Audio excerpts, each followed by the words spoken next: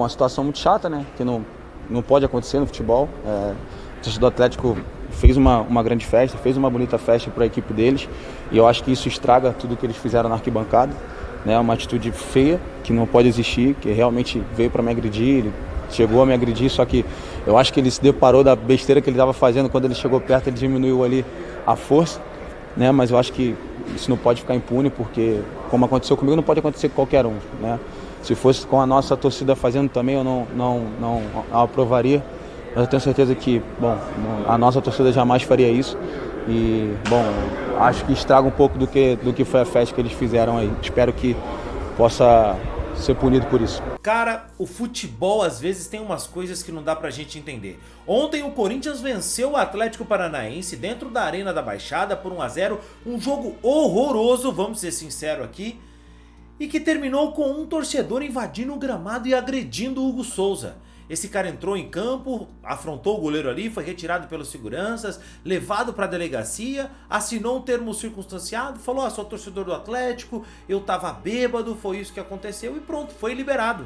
Pois é, cara, o Hugo Souza ficou revoltado, até disse que isso precisa ter uma punição.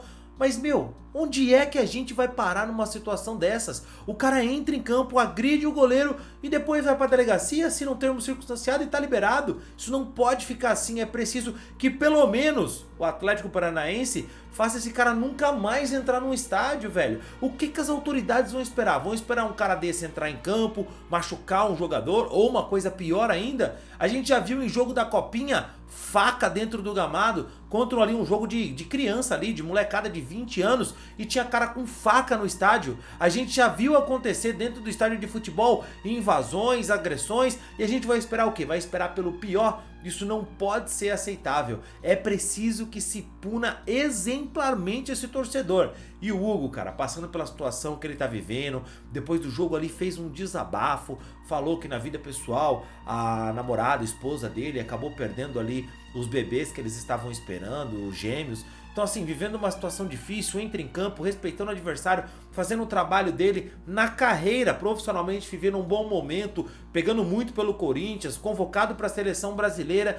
E o cara assim, se o cara às vezes perde a cabeça, dá uma cotovelada na boca de um cara desse, estraga tudo para ele, entendeu? Então é necessário que as autoridades ajam agora e punam esse cara de maneira exemplar, para que o próximo que pensar, cogitar, imaginar invadir o gramado para agredir um jogador, velho, esse cara tem que, saber que ele vai prejudicar o time dele, a vida dele e muito mais, viu? Aconteceu isso contra o Corinthians também, jogando contra o Santos lá na Vila Belmiro, que o Cássio foi agredido e pouca coisa aconteceu. É preciso agir com energia, agir com vontade para isso não se repetir. Mas no vídeo de hoje a gente não vai falar só de coisa ruim não, tá? Vamos falar de mercado da bola, tem os outros jogos da Copa do Brasil, mercado internacional também e muita coisa. Mas antes, se você não é inscrito, se inscreve aqui agora para você apoiar o nosso trabalho e assim você recebe mais vídeos como esse. Se você não me conhece, eu sou o Rodrigo, aqui do canal News Sport Clube, e aqui todos os dias eu trago para vocês as principais notícias de futebol,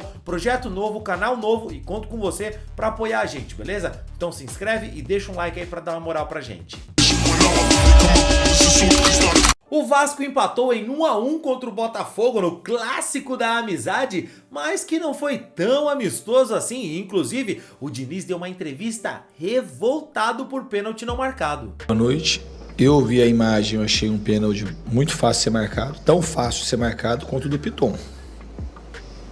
Foi muito parecido o lance. Mão aberta, o braço levantado. Eu não vi, não entendo. Não dá pra... São critérios muito diferentes do futebol brasileiro, né? Isso que irrita muito. Assim como da cera, a gente vai jogar agora, o Hugo Souza fez cera, o Everson fez cera. O único jogador que foi expulso na história, igual o comentarista da Globo falou, que eu falei que o cara não era médico, ele falou que mas não é trouxa.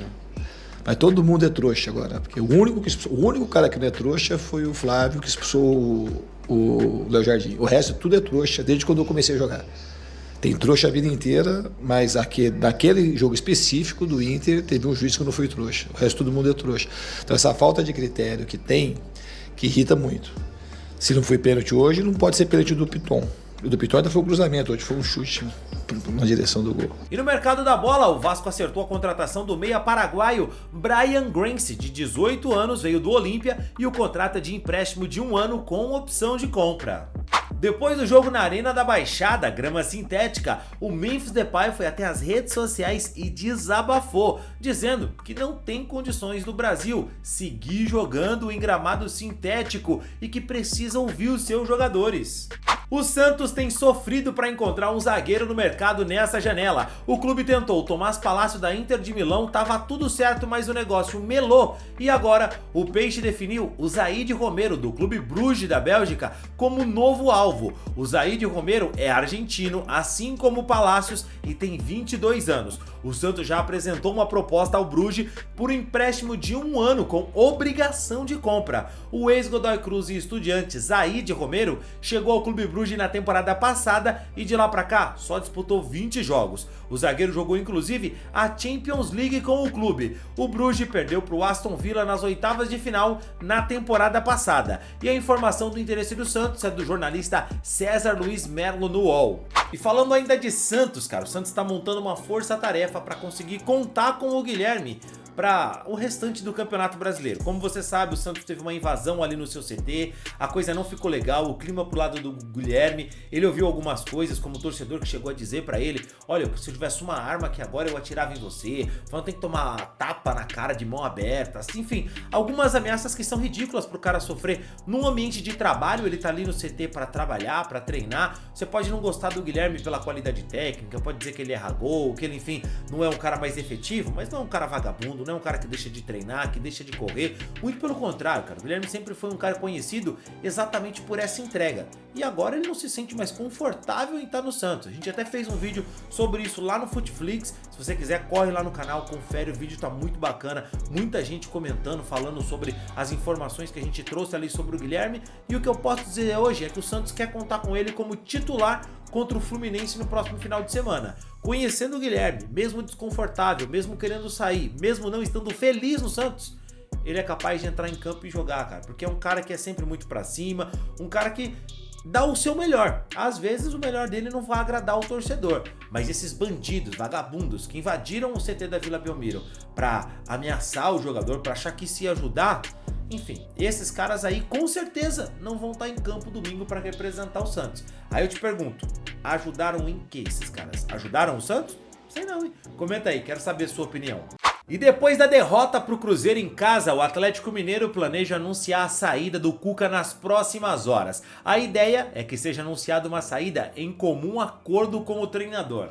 Cara, é claro que a torcida do Galo tá completamente irritada com o Cuca depois do resultado de jogo de ontem. Se você olhar ontem as decisões do Cuca de entrar com o Dudu como titular, sabe? Tirar o Scarpa no meio do jogo, as reclamações que o Cuca faz ali do elenco que ele tem, pediu alguns reforços, não recebeu o que ele queria, o Galo tem as suas limitações financeiras, tem alguns reforços que o Cuca pediu que não estão entregando aquilo que se espera em campo, como é o caso do próprio Rony. Ontem, jogadores que não vacilam, como o Hulk, estavam quebrando a bola, reforços que chegaram como o Renier não entregaram.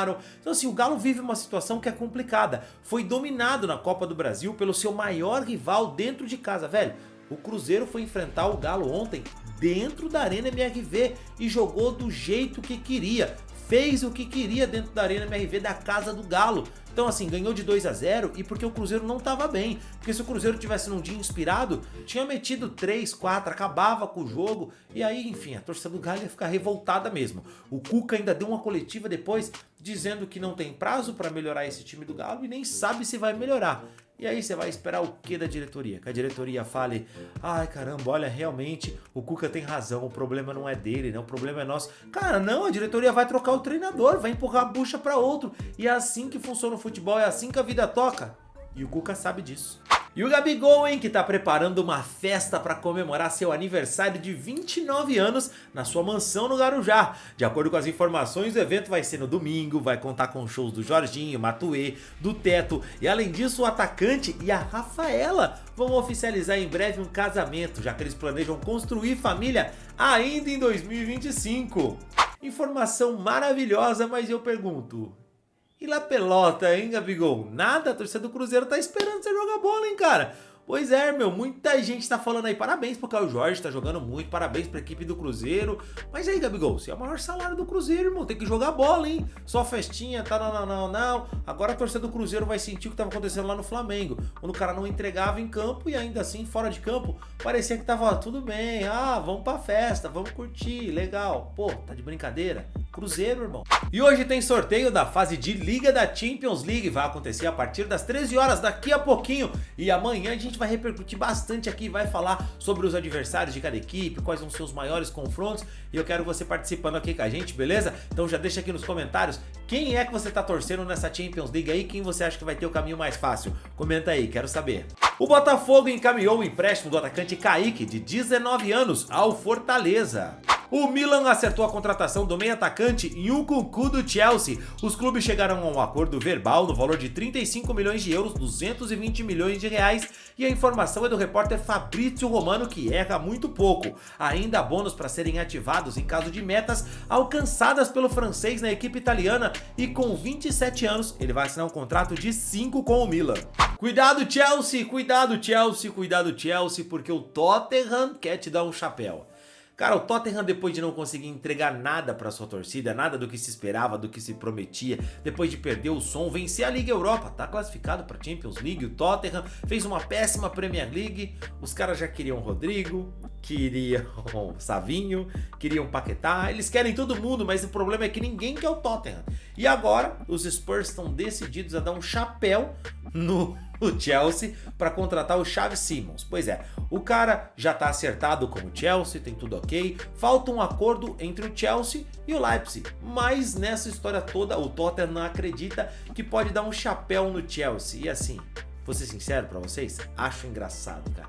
Engraçado, chega a ser risível essa esperança bizarra do Tottenham de achar que vai conseguir dar um chapéu no Chelsea pelo Xavi Simons. Sinceramente, acho que até o Xavi Simons combina com o Tottenham, viu? Acho que tem tudo a ver. É aquele jogador que eu acho meio sem sal, que não ganha nada, que vai estar ali, de repente vai fazer uma ou outra boa partida, mas não é o cara que vai colocar a bola no peito aqui debaixo do braço, vai carregar e garantir o resultado.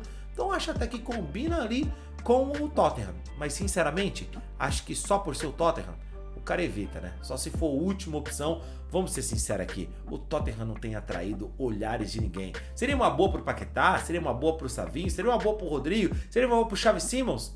Dificilmente, cara, dificilmente. Talvez é a hora do Tottenham parar de olhar um grande nome e começar a pensar em montar um grande time, pegar um jogador que está se destacando em alguma equipe menor e não querer trazer um nome de peso, porque, irmão, não é a do Tottenham. Não vai ser assim que vai funcionar e isso não vai dar certo. Mas e você? O que acha, cara? Você jogaria no Tottenham? Que jogador do futebol brasileiro que você acha que sairia daqui e arrebentaria no Tottenham? Seria o grande nome da equipe? Comenta aí, vai. Quero saber a sua opinião. Não esquece o like no vídeo. Eu fico por aqui. Valeu e tchau, tchau.